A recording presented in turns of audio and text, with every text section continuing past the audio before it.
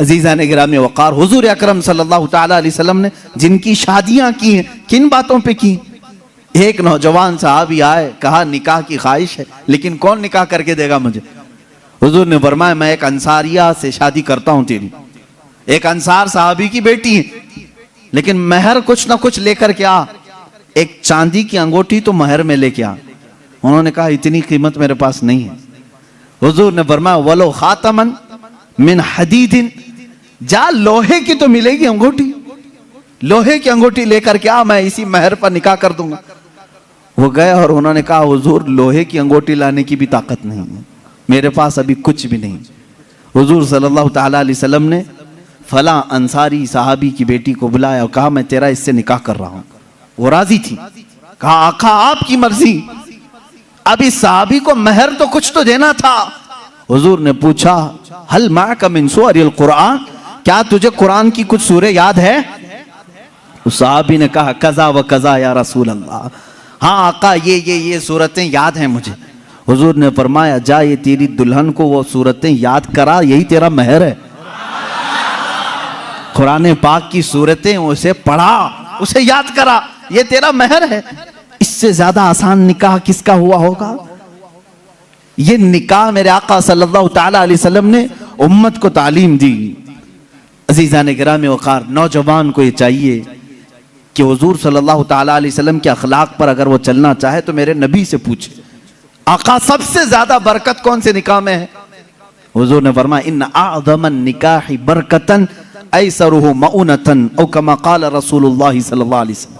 मेरे आका सल्लल्लाहु ताला अलैहि वसल्लम की हदीस है, फरमाते हैं सबसे ज्यादा उस निकाह में बरकत होगी जिस निकाह में खर्चा कम किया गया हो। हुजूर पाक सल्लल्लाहु अलैहि वसल्लम ने फरमाया। अब इसका मतलब कंजूसी नहीं, बखालत नहीं, जिसकी जितनी हैसियत है उस एतबार से करे, अपनी हैसियत से ज्यादा टांग भी ना फैलाए, और अल्लाह ताला ने नेमतें दी है तो बखालत भी ना करे, गुरबा और मसाकीन को खूब खिलाए।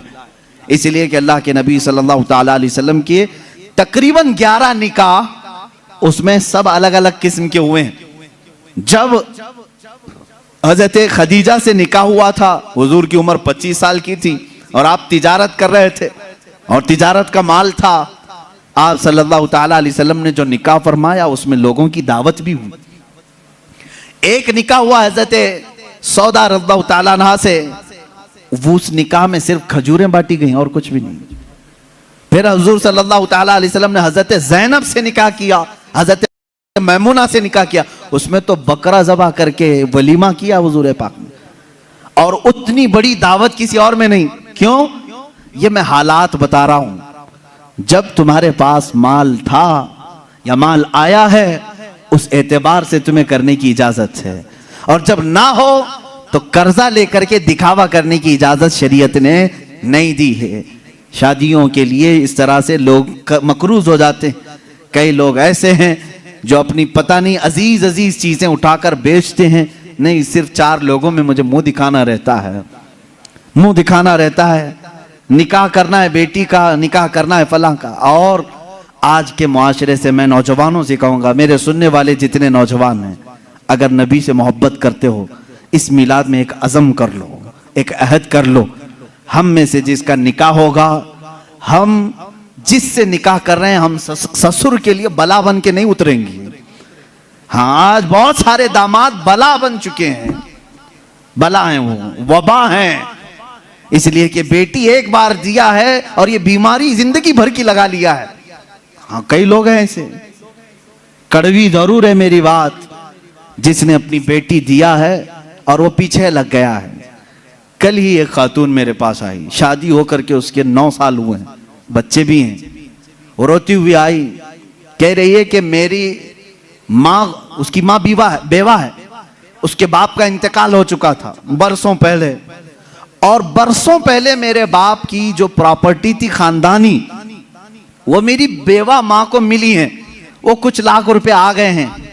और जैसे ही मेरे घर में मालूम हुआ है, शोहर ने मुझे बाहर निकाल के घर भेजा है, जा तेरी अम्मा को जो प्रॉपर्टी में मिला है उसमें से 2 लाख मांग के लेके आ। मुआज़ल्लाह, भिखारियों से क्यों शादी करते हो? इस तरह के लोग जो अपनी औरत पर अपना महल सजाना चाहते हैं उनकी हैसियत बहुत जलील है, बहुत जलील। मैं आपको बताऊं, तुम बर्बाद होना चाहते हो, जिसकी ख्वाहिश है वो मुझसे पूछ ले, मैं बता दूंगा। तौबा अस्तगफिरुल्लाह, कोई नहीं चाहेगा। हर कोई बरकत का रास्ता हमसे पूछता है, लेकिन ये रास्ता भी मैं बता देता हूं। जो अपना बिजनेस और अपनी बरकत सब बर्बाद करना चाहता है, उसके लिए बाज़ बुजुर्गों ने फरमाया, वह अपनी बीवी से जबरदस्ती उसका माल लेकर के बिजनेस में लगाया हो, वहीं से शुरुआत हो जाएगी नहुसत की। उसके दिल को तोड़कर जो माल ले जाकर के लगाओगे तो फिर वहां से, हाँ, बखुशी देना और बात है, पसंदीदगी के साथ देना और बात है। बहुत सारे लोग शादियों के बाद अपनी बीवियों पर दबाव डाल करके उनका सारा जेवर उठाकर ले जाकर रख देते हैं और उस पर तिजारत करने की कोशिश करते हैं। कहां की बरकत? किसी का दिल रो रहा है और तुम अपनी दुकान सजाने जा रहे हो। तुम्हें तो शादी इसलिए करने का हुक्म हुआ था, एक कमजोर मखलूक तेरे निकाह में आ रही है, तू कमा और उसे खिला। यहां उल्टा हो गया, उसी से तू कमाना चाह रहा है। ये उल्टा नहीं हो गया? बहुत सारे लोग ये इंतजार में रहते हैं, शादी होगी तो अभी मांगना क्या क्या है, कार मांगे कि बाइक मांगे और क्या क्या चीजें मांगे। उन भिखारियों से मैं कहता हूं, खटोरा लो और गली गली घूमो, हर जगह जाओ, एक साल में बहुत कुछ मिल जाएगा। और अगर तुम्हें शर्म आती है तो मेरे अजीजों, एक खातून से और उसके बाप से इस तरह के मुतालबे हरगिज न करो। हाँ, मांगने के तरीके भी अलग अलग हैं। पहले खुलकर मांगते थे, बोलते थे ये चाहिए, लिस्ट आती थी, सारी लिस्ट आती है खातून के घर में, ससुराल। लेकिन अभी कुछ नहीं, हमारी कुछ भी ख्वाहिश नहीं है, एक अच्छी शादी करके भेजो, अच्छी शादी करो। अच्छी शादी का मतलब डेनिसन में होना चाहिए। मैं तो यहां नाम ले रहा हूं, तुम दबा करके अपनी ख्वाहिशों का जिक्र करो और उसी में दबे लफ्जों में सारी चीजें। हमको कुछ मत देना, अपनी बेटी को ही जो कुछ भी देना है दे दो, हम उस पर नहीं कहेंगे। और बाप बेटी को जो जो दे बाद में ताना मारेंगे, क्या तेरा बाप इतना नाअहल है, तुझे एक वॉशिंग मशीन नहीं दिया, तुझे एक पलंग नहीं दिया, तुझे एक तिजोरी नहीं दिया, तुम तो कह रहे थे कुछ नहीं चाहिए। अजीजा ने गिरामी, ये भी तरीका भीख मांगने का ही है। भीख मांगने, ये जहेज की लानतों को खत्म करो। जो वो अपनी खुशी से ले आए वो उसका माल है, तुम्हारा नहीं। औरत जो अपने घर से लाती है वो उसका खुद का माल है, शोहर का नहीं, ना ससुराल का है। औरत जब तक चाहे उसे इस्तेमाल करे, वो इजाजत दे तो दूसरे इस्तेमाल करें। तुम शरीयत का मसला समझते हो? अगर उसकी इजाजत के बगैर किसी दूसरे ने इस्तेमाल किया उसके माल को, कल क़यामत के दिन उसकी पकड़ होगी, उसकी नेकियां जब्त की जाएंगी, तुम हुकूकुल इबाद में गिरफ्तार हो जाओगे। ये मसाइल हल्के नहीं हैं। इसलिए मेरे अजीजों, वो और होंगे। मुझे यहाँ मालूम है कि ये रिवाज क्यों आए, जानते हैं? यहाँ पर हिंदुओं के यहाँ ये माहौल है, जहेज की रस्म बहुत खतरनाक बला है उनके यहाँ। आज भी औरतें जलाई जाती हैं जहेज के नाम पर। बाज स्टेट ऐसे हैं आज वहां जहेज के नाम पर बहुत खतरनाक मामलात ससुराल वाले करते हैं। ये रस्म और रिवाज पहले से चली आई, जिसकी वजह से आप लोगों ने ये अडॉप्ट किया। वरना मैं कहता हूं नौजवानों को, अरब में जाओ, शादी करना मुश्किल हो जाएगा। हाँ, वहां पर तुम क्या मांगोगे? तुम्हें बाप एक फूटी कोड़ी भी नहीं देगा लड़की की, लड़की का बाप कुछ नहीं देगा, बल्कि प्लस लड़की तुमसे मांगती है 1 लाख रुपए मेहर में रख, तब मैं शादी के लिए तैयार होती। वहां औरतें मांगती हैं।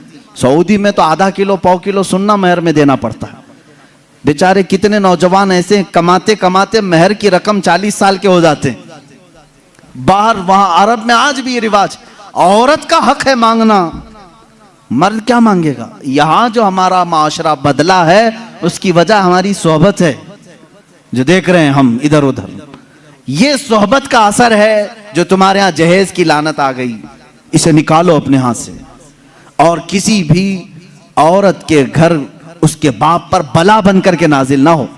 जब तुम बाप बनोगे तुम्हें पता चलेगा एक जिगर के टुकड़े को, बेटी को रुखसत करना कितना सख्त तरीन मामला होता है।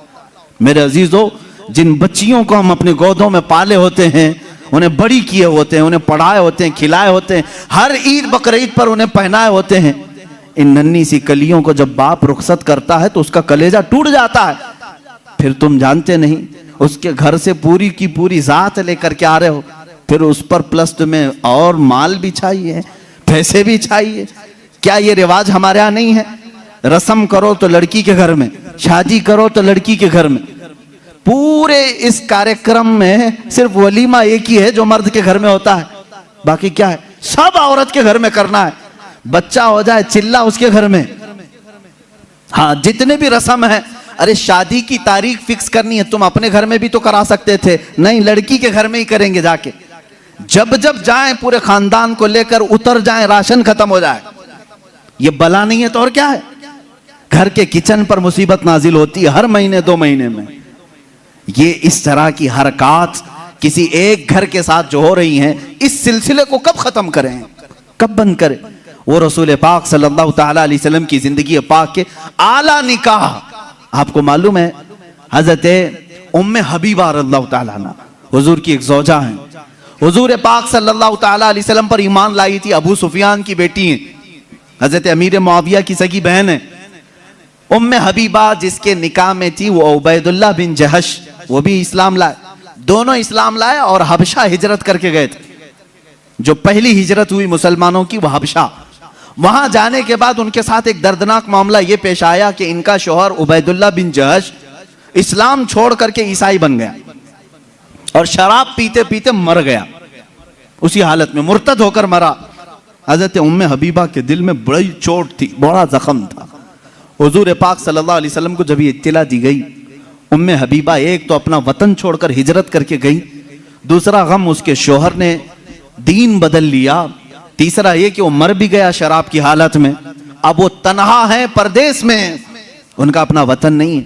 रसूल करीम सल्लल्लाहु ताला अलैहि वसल्लम ने वहां के बादशाह जो नज्जाशी, वो भी इस्लाम कबूल कर चुके थे, उनको खत लिखा, अपने पास से एक सहाबी को भेजा, अपना वकील बना करके कहा, ऐ नज्जाशी, ये मेरा वकील है, तुम्हारे दरबार में आ रहा है। उम्मे हबीबा बेवा हो चुकी, मेरे वकील की मौजूदगी में उम्मे हबीबा का निकाह मेरे साथ कर दो। हुजूर ने ये निकाह का ऑर्डर दिया वकील बनाकर। वकील दरबारे नजाशी में आया। नजाशी बादशाह ने उम्मे हबीबा को जब ये खबर सुनाई, वो खुशी से रोने लग गई थी, खुशियों से रोने लगी। वो कह रही थी कि मेरा एक शोहर छोड़ा, मैं समझ रही थी जिंदगी उचाट हो गई, लेकिन कायनात के आका और मौला ने अपने निकाह में मुझे कबूल किया। और नजाशी के बादशाह, नजाशी जो बादशाह थे हबशा के, उनके दरबार में निकाह हुआ। खुतबा खुद नजाशी ने पढ़ा और हुजूर सल्लल्लाहु अलैहि वसल्लम के साथ निकाह हुआ। हुजूर उस वक्त रसूल करीम सल्लल्लाहु अलैहि वसल्लम मक्का में थे, हुजूर पाक मक्का में थे। निकाह उम्मे हबीबा का हबशा में हो रहा है और हबशा में ही मेरे आका सल्लल्लाहु ताला अलैहि वसल्लम की इस ज़ौजा मुतहरा को नजाशी बादशाह ने सहाबा को बुलाया और दावत किया और 2 गुलामों के साथ इस दुल्हन को रवाना किया हुजूर सल्लल्लाहु ताला अलैहि वसल्लम की बारगाह में। मुझे बताओ कितने झमेले थे, मंगनी कहाँ है, ये बीच में तारीख फिक्स करने वाले मामलात कहाँ हैं, रोजा खुलाने वाले मामलात कहाँ हैं, चांद सलामी कहाँ गई, ये सब मामलात चले गए। हुजूर मक्का में हैं, उम्मे हबीबा हबशा में है, निकाह नजाशी कर रहे हैं और दुल्हन सिर्फ 2 लोगों के साथ रुखसत होकर दरबारे रसूल में आ रही। मुझे बताओ कायनात का सबसे आला दूल्हा वो है और सबसे आला दुल्हन वो है। उनकी जिंदगी क्या हमारे लिए नमूने अमल नहीं है, हमारे लिए आइडियल नहीं है? अजीजा ने गिरामी वक़ार, हुजूर पाक सल्लल्लाहु ताला अलैहि वसल्लम की आइली जिंदगी सिर्फ किस्से बयान करने के लिए नहीं, अपनी जिंदगी में अमल करने के लिए।